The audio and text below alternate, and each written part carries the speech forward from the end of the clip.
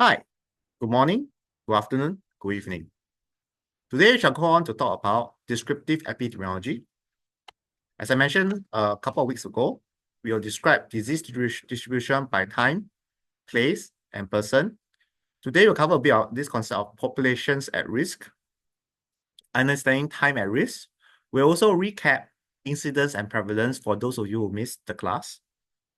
Okay, let's continue. First thing, disease is not randomly distributed. If it were, there will be no point doing epidemiology.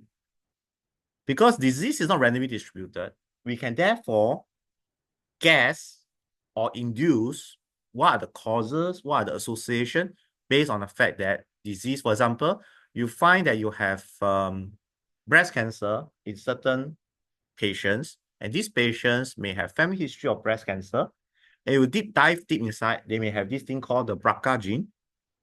Okay, so means that you have higher risk of getting breast cancer. So it's not random. Sometimes it's random, but not always. Okay. So you can always look at the interaction of gene and environment to the presentation of disease. Okay. So the key is that for this, we can identify risk factors or groups at higher risk. For example, anyone familiar with asbestosis?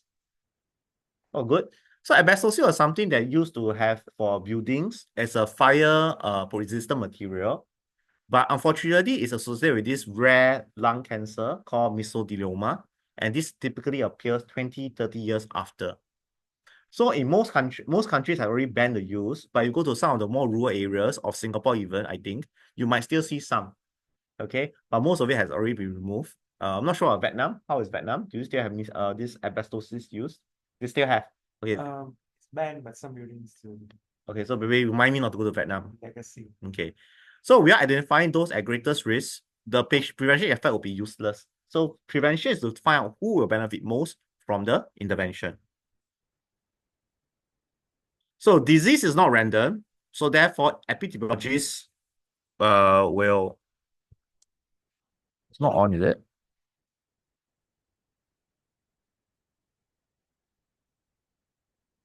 How come it's not on? There's no power. Is it on? Okay, okay, I'm in. I think I'm in. Okay, sorry. Okay, sorry for... Okay, so identify risk factors, provide a foundation for public health prevention strategy, and collaboration is needed between epidemiologists and public health professionals to have these effective prevention campaigns. Okay, before I go on, any questions? Okay, move on. Time. Okay, so you all can see, time is a crucial factor for descriptive epidemiology. You can see here, this is the predicted cesarean section versus actual cesarean section. So this is plotted against time. So you can see that this is in Australia, New South Wales. You can see the red line, which is the predicted cesarean rate. And you found that actually the actual cesarean rate is much higher than predicted. Okay. The predictor is based on risk factors such as maternal height, shorter, higher risk, blood pressure. When you have blood pressure in pregnancy, you may need cesarean because it may lead to complication. And patients with multiple pregnancy, some used to say that if once you have a cesarean before, you go for a second cesarean. So this is the based on a predicted line. However, the actual rate is much higher. Okay, so this sparked the concern whether there is probably potentially over cesarean in the population. Okay, this is a global health priority. Okay, and that is why a lot of times, even for those with cesarean before, we still encourage them to try. Okay, a dose cesarean is indicated for certain problem, for example, breech presentation, where the baby's head is where the baby legs is facing down. So you need a cesarean to actually take a baby out safely. Yeah. So these are these things. So you can see that we can describe epidemiology in terms of the year. Okay. Any question? This is time. Okay. Now coming back to Singapore, because this is mainly Singapore audience. So you can see that this is for chronic kidney disease stage 5 or end-stage kidney failure. Okay, so you can see that over time, this is over time again, we have different age-specific incidence rate. So what do you see that? You can see that generally, okay, there is some not too much. I think it's quite flat. Okay, especially for the elderly. For the youngsters, sorry, the elderly is here. Yeah, so quite flat for the youngsters. For elderly, you can see a fluctuation. Okay, but note that this one, there are some causes. Some can be because of reporting issues. Okay, if you need to be tested before you can be inside.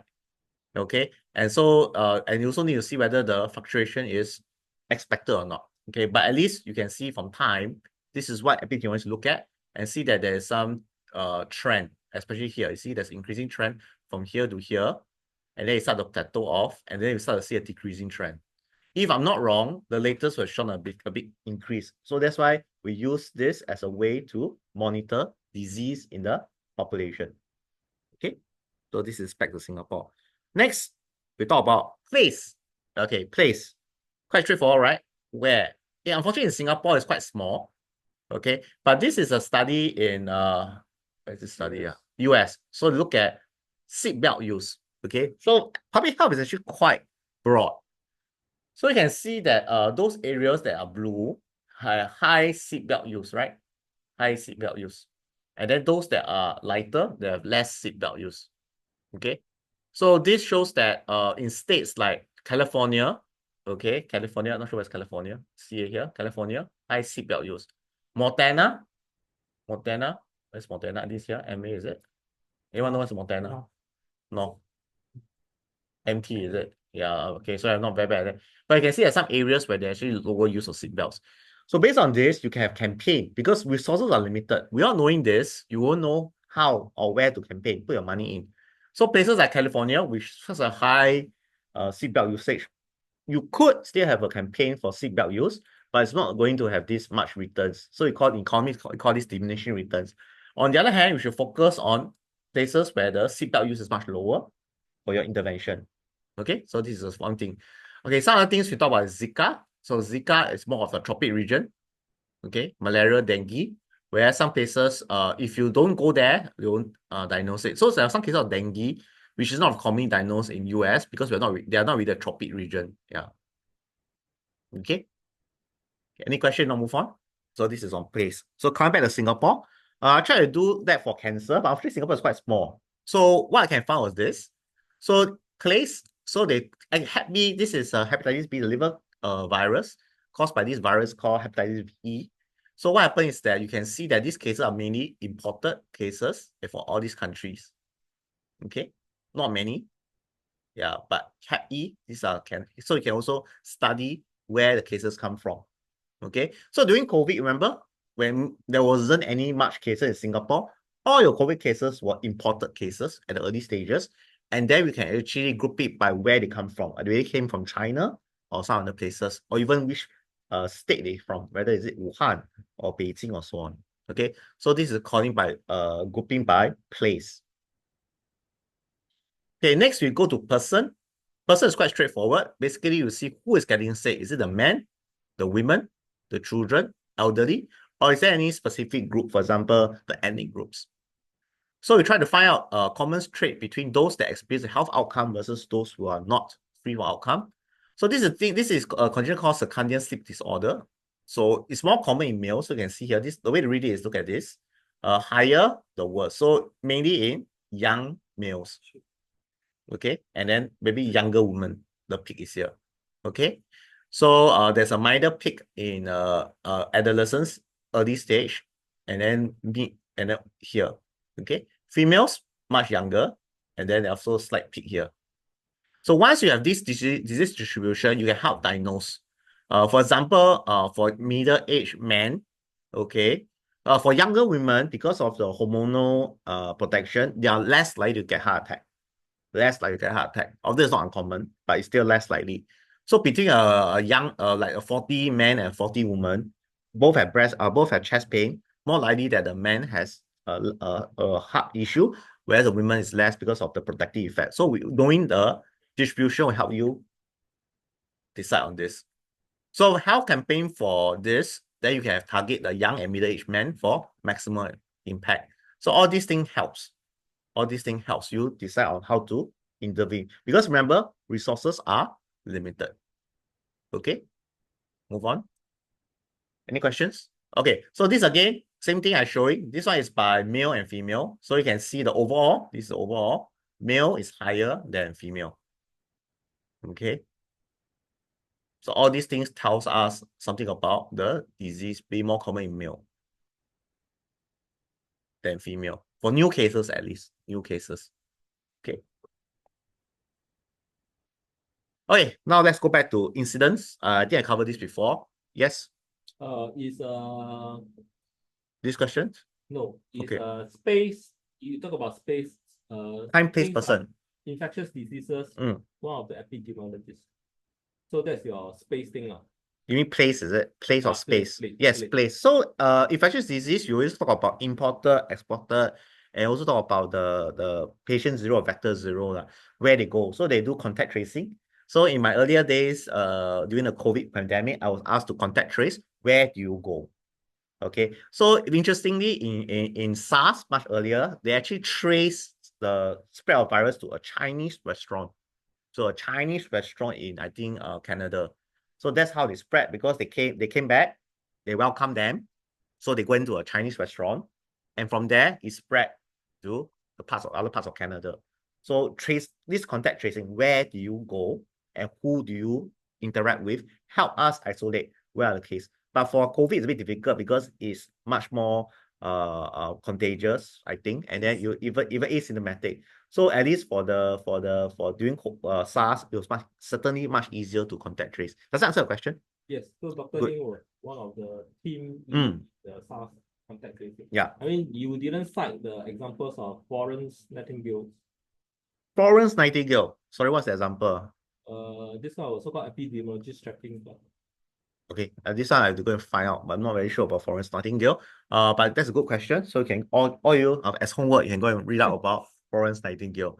Okay, but the key about epidemiology is you need to have some characteristics that identify from the others. So without these characteristics, that's why randomness is very important. If it's random, then we don't need to talk about this. So every time we test whether it is statistically significant or just randomly a trend, yeah, or no trend. Okay, back to this. So incidence, you want to recall? Incidence, new cases, there are two N. Prevalence only got one N, so it's current cases. So it's the number of new cases per unit of person time, and cumulative refers to a proportion of population that become diseased over a specific period. So there are two incidents. Okay, later I have a slide to show you that it's actually quite confusing because they use different terms. Not to worry. Okay, let's go back to this. Remember incidence rate? Okay, this is a slide. So incidence rate, okay, other things you can call it an incidence density. Okay, so these are new cases over a period of time, and your denominator is a person time at risk. I'll cover this a bit later. So what do you mean by person time at risk? And a report is the person time units. Okay, and the range is from 0 to infinity when the bottom is 0. Okay, incidence proportion, this refers to new cases over a period of time also, but it's a number of people at risk at the start as a denominator. So you're using the denominator as a people. Here is person time. Okay, so people over people or cases over people. This is cases over person time. Okay, so you must define a time frame when. So in 1 year, number of cases over a number of people at risk is what? So another term we call is the risk, cumulative incidence or absolute risk, and it's a proportion. Okay, maximum is only 1. Okay, 1. Okay, where it's equal. Okay. Okay, any questions? Okay, all these are technical, which I actually covered in the introduction slide, but now I'll go a bit deeper. Okay, a bit deeper. Next, we talk about prevalence. Again, this is the same one, you will recall. So it's the number of cases in a population at a given time. So there are two parts. One is point, at one point, specific point in time. Mid population, early population, end population. So most of the time when you do survey, right, some places will have survey at the start of the year and end of the year, but not in between. So for you to estimate the midpoint, you just take the average. Okay. This is how you do the point prevalence. There's a period prevalence. This refers to a specific period of time. What is the number of cases in the system, proportion of population with the disease. Okay, now we talk about this thing called population at risk. What is population at risk? From what it means, it is the people or the group of individuals that are susceptible to a specific disease or health condition. So you must not have the disease. So for example, if you're doing amputation as a study, okay, everyone have two legs. Okay, most people have two legs, right? So once you amputate one leg, you're only left with one leg. So your risk is different for somebody with two legs. And if you have both legs amputated, you're no longer at risk for amputation. You're a bit morbid, but numbers are small, so usually we don't exclude. But if you want to follow the exact definition, you need to take away people who are not at risk. So for example, you talk about incidence of diabetes, right? When you take about your denominator, right? What must you take out? You're looking about new cases of diabetes. What must you take out from the denominator? Can you repeat that? No. If the top part is new cases of diabetes, right? Your denominator must take out those with diabetes, right? But do you see anybody take out? Why not? You should, right? In theory, you follow the definition. The number of the incidence should be the number of new cases of diabetes over the population without diabetes. Because those with diabetes cannot get diabetes again. Actually, you could, you can regress, you come back, but okay. But anyway, the key is that a lot of times we use the term very loosely. We don't even calculate properly. You want to calculate properly, you must take out those with diabetes, because if you have diabetes already, you cannot get diabetes again. So your denominator must be people who can get the disease. Later, there'll be an example to illustrate this point. Okay, so criteria, they must not have the disease. So we talk about heart disease, same thing. You must take away people who are at risk of, who have the disease. Okay, and the criteria for inclusion are those like age, gender, genetics, family history, behavior, exposure. Example, infectious disease, people not exposed to the pathogen or the virus or the bacteria. Non-communicable disease are people with risk factor, obesity, family history. So these help us calculate incidence rate and understand how the disease is distributed by time, place, and person. Okay. And for public health relevance, it helps target intervention and preventing measures towards those most susceptible to disease. Yeah, pause a while, someone say I talk very fast. Okay. I think we're very good on time. Today I'm very fast. Any question? Okay. Yes. Yeah. Okay, in theory, right, we usually use period prevalence. We talk about prevalence, we talk about in this 1 year, what's the prevalence currently now. But most of the time when you refer to, it's actually point prevalence. I think you just have to be very clear. People that use prevalence, they don't really say it's point prevalence or period prevalence, but you can kind of tell what they're referring to. Like I say, the prevalence of diabetes in Singapore is what? You must state what is the prevalence, what's the time, or you're talking about this particular time today. Yeah, so if they don't mention the period, then you take it as a point prevalence. Like the prevalence of diabetes today. Yeah, or the prevalence of diabetes in 2024. So if they say prevalence of diabetes in 2024, that is a period prevalence, 1 year. But if they say the prevalence of diabetes today, then it's a specific point in time. But most of the time, it's just word prevalence. I think there's a problem with epidemiologists. They're not very precise with the words. Yes, Yes. because in the past, when you are trying to do measurements, I mean, practically, you want to measure something, you cannot do it instantaneously. So you have to do a collection and all this, and therefore there will be a start period and period. Yes. And therefore there's a period. Whereas actually, in meaning, they should be the same. For example, when you do this prevalence study, right, most of the time you'll do a survey, you ask people, right? And most of the time, you are not possible to do a survey in one timeline, in one spot. So that's why it's during a period of time. But then you extrapolate to that year, because people are not so interested in what is the prevalence of diabetes in this month. Yeah, so usually what they're referring to is usually a period of time. So like National Health Survey, okay, National Health Survey usually is 1 year. Yearly, they do it once every few years. So when we talk about prevalence study, then it's actually referring to that period where they survey. Okay. Okay, let's move on. Good question. Okay, now as example, can make it more interactive. So if there are 25 students in a class, oh, okay. One person come to class on Monday of the first week already sick. I'll give a hint, already sick with the flu. And this person is a prevalent case because he has the flu already. And 2 more people got the flu on Wednesday. What is the incidence of flu during week 1? Anyone try? First, numerator. What is the numerator? Is it 2? Why not 3? Ah, very good. Okay.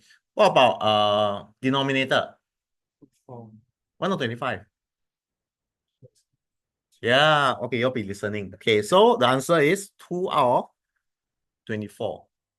Why? Because we want to look at new cases. That one case already have flu, so we exclude that. Okay. The denominator is the one at risk. Okay. So those who already have the disease, the flu, you should exclude them out. Okay. And therefore, answer is 2 over 24. Okay, any question? Okay. So I mentioned, but then in real life, when talk about the incidence of diabetes, right, we usually don't exclude people without diabetes as a denominator because you don't even know how many people have diabetes. Right. So it's a lot of unestimate. But you want to be very accurate to the formula.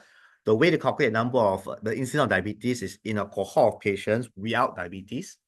What is the number? Yeah.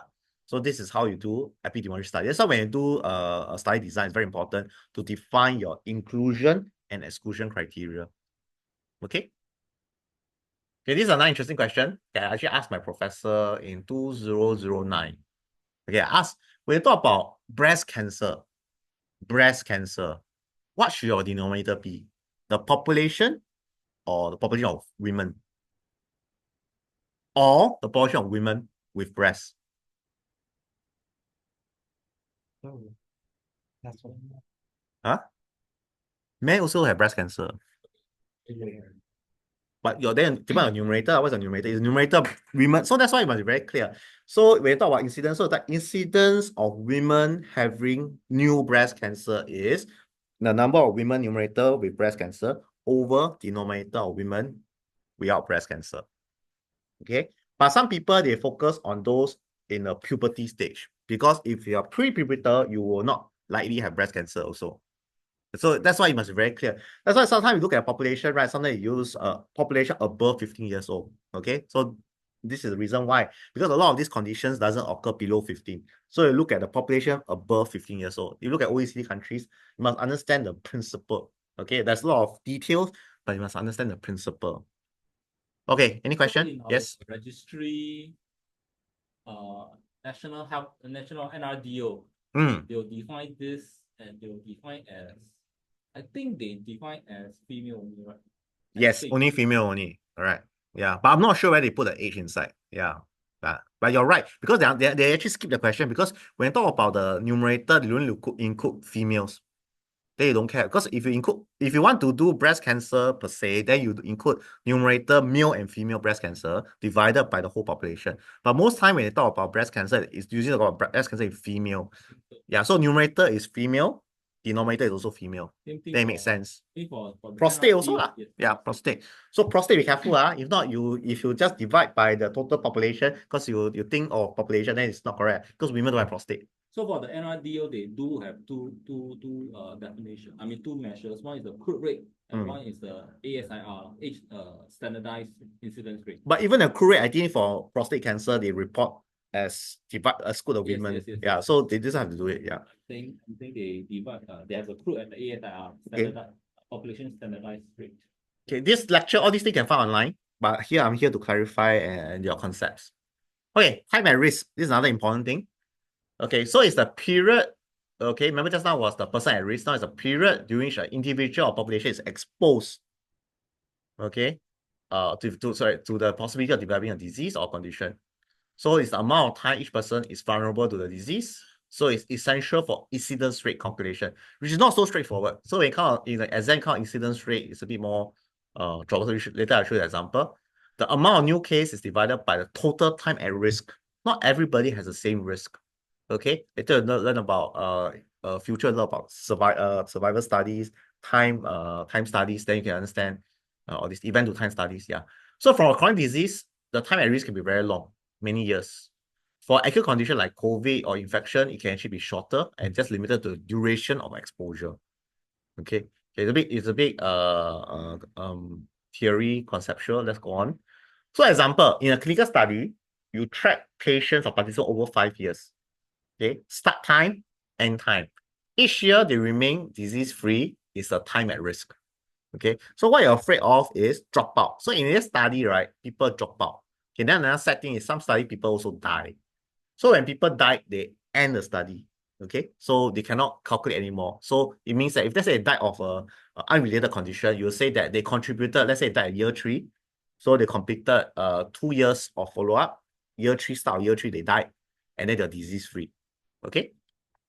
Exclude time post-diagnosis. So once you get the disease, okay, you cannot contribute any more time because you're no longer at risk of getting the disease. Okay, so once an individual develops a disease, they are not considered risk.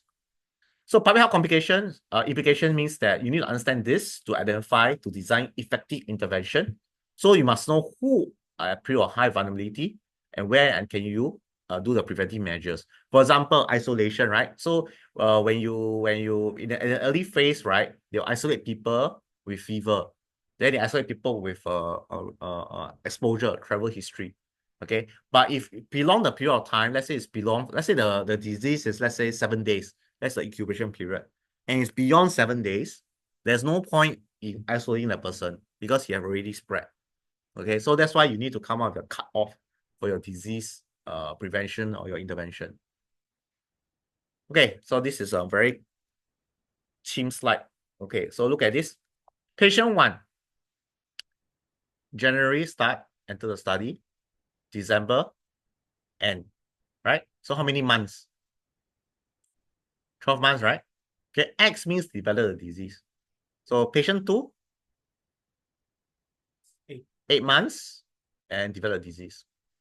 Patient 3, how many months? It's 11, it start here, so don't be tricked.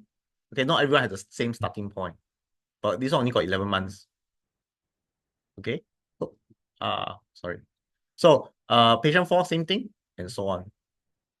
Okay, so then you need to sum up. Okay, I didn't show the example because it's too complicated, but you're going to calculate what is the incidence. Okay, those very good in maths. What's the incidence? 3 divided by, yeah, so this is 12 months. This one is 8 months. This one is 11 months. This one is the 9 months. This one is 6 months, I think. This one is 4 months and so on. Okay, so these are more complicated to calculate. So exam will usually come out with this. Not the simple I just now show you that one. That one is very simple. That one is contextual. But then this one to calculate all the different period. Okay, that's called time at risk. Okay. Last one, prevalence. Okay, so why do you think prevalence is approximately equal to incidence or average duration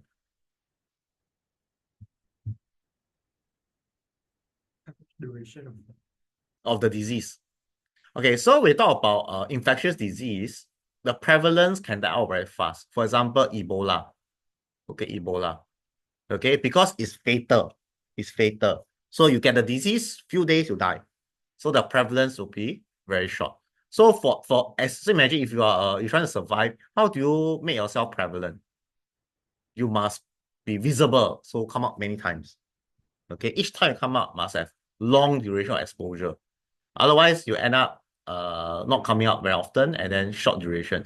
So you can think about it. So chronic disease, why are they so prevalent? It's because number one, the new cases, okay lah, average number, but a lot of them they don't die from the chronic disease. So average duration is very long. Can be 10, 20, 30 years. Like HIV, for example, when the HIV first started, it was deadly. Most people die within 1-2 years.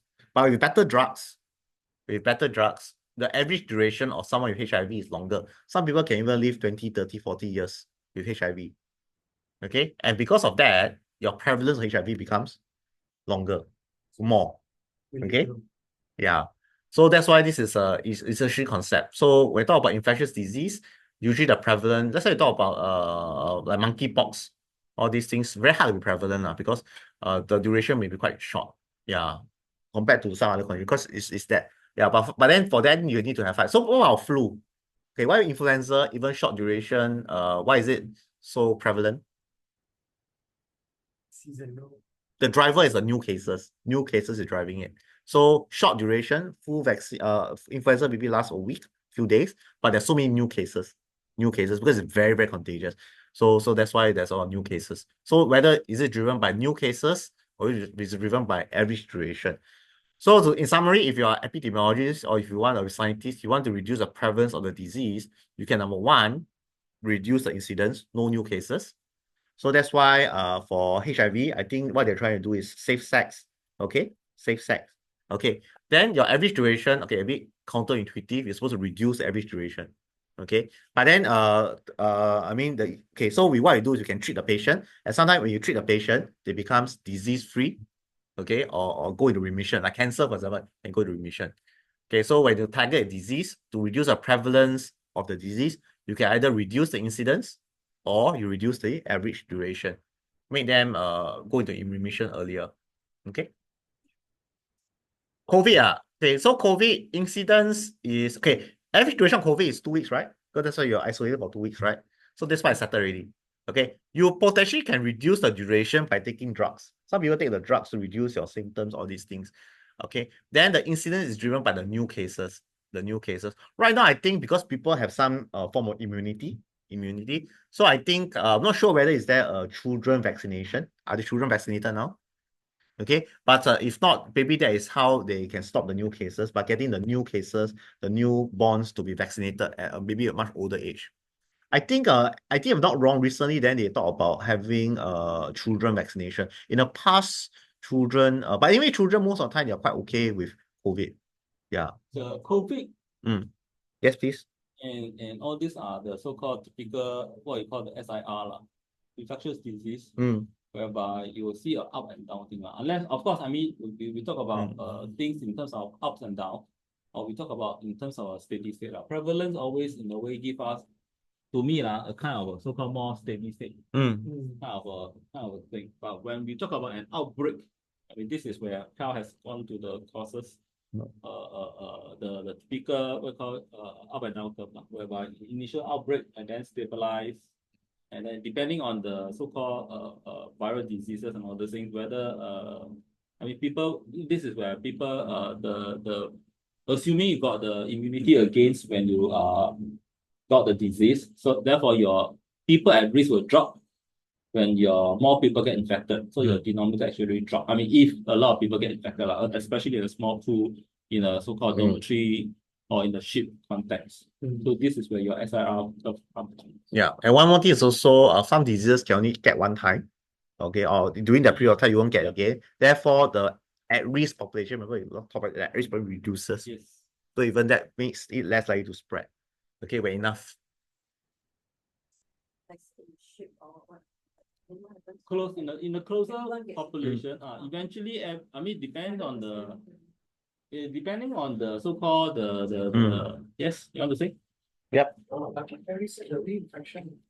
So whether there's a reinfection or not, assuming there's no reinfection, so whether the eventually, theoretically, I suppose if it is close enough, maybe everyone will get. But if there's a herd immunity, in fact, and if although the population is enclosed, we need a population, but there's a possibility that the diseases will die out before they infect each other.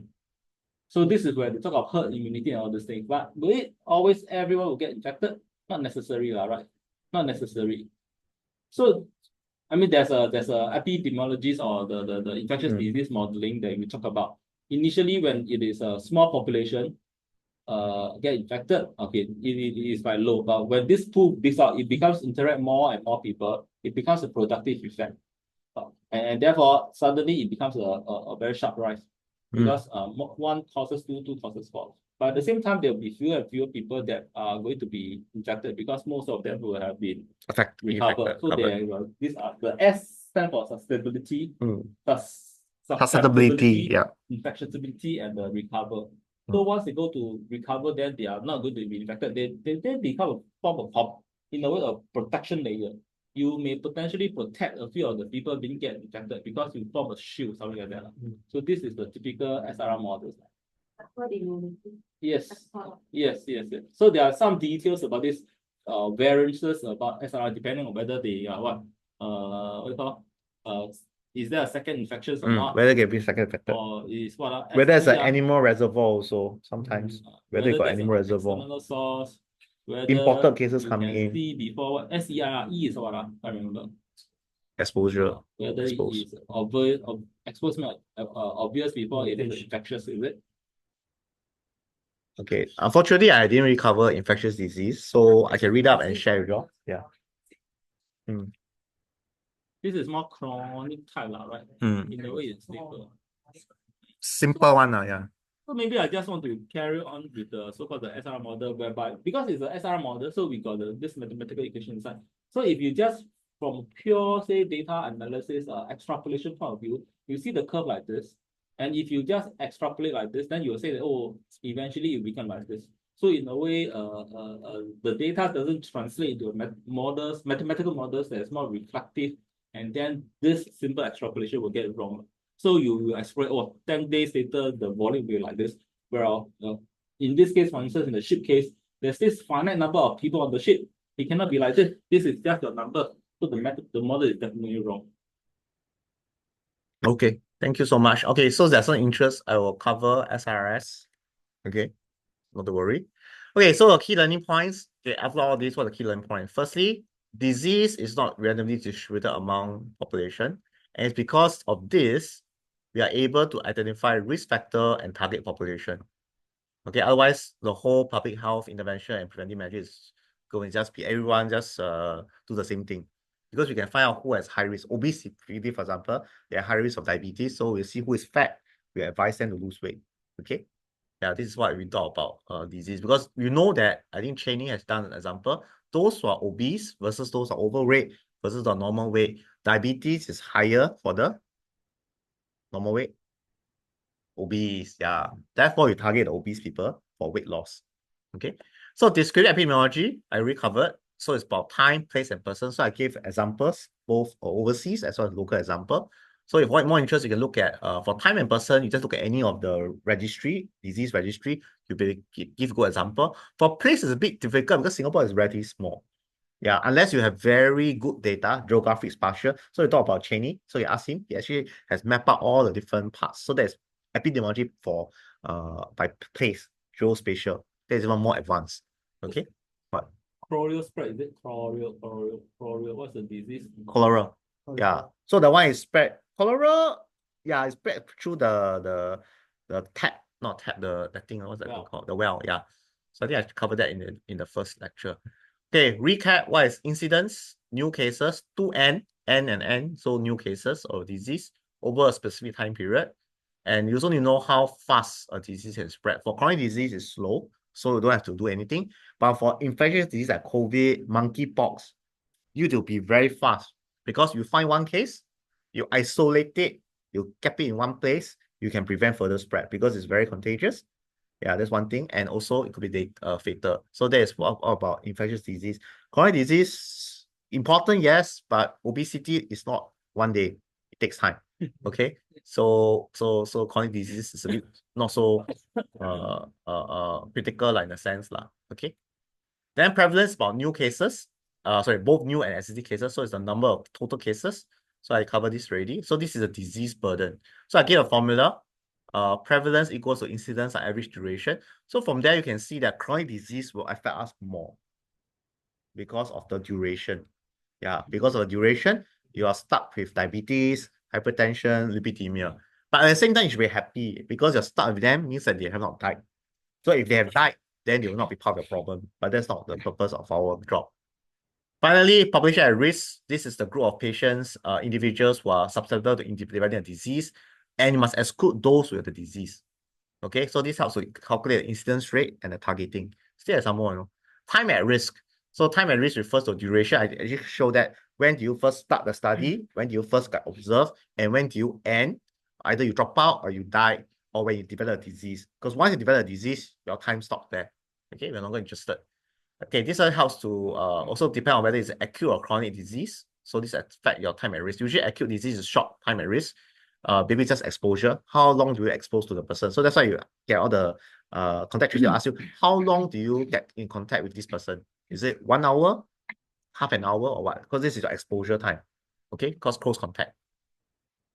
Geographic impact, where you live will affect your health outcomes. I didn't share this, but you look at the Dartmouth Atlas, okay, very exciting study. So Dartmouth Atlas shows that where you stay in US will determine your healthcare utilization, which is a bit funny because in theory, your healthcare utilization should be randomly distributed. But since there's some places where there are more care, usually these are places where there are more providers.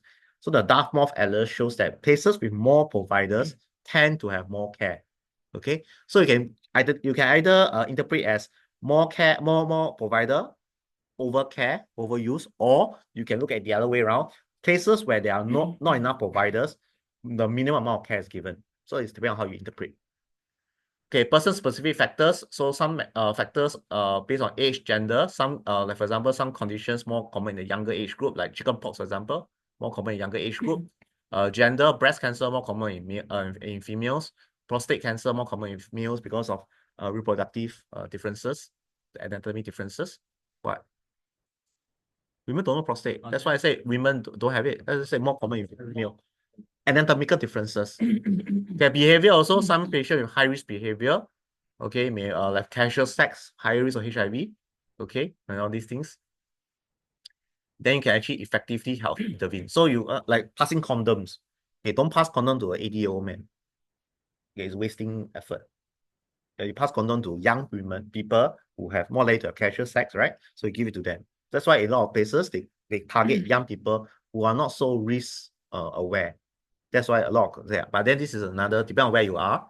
Okay. So this could be quite conservative or not.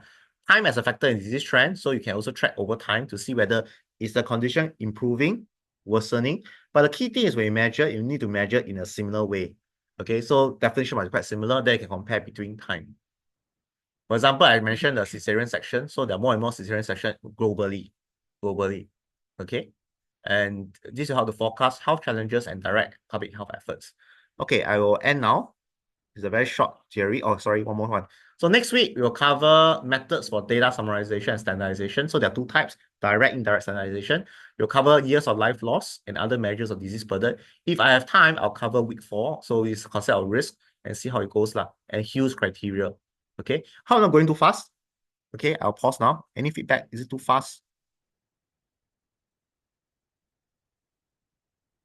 In a way, when we do the life expectancy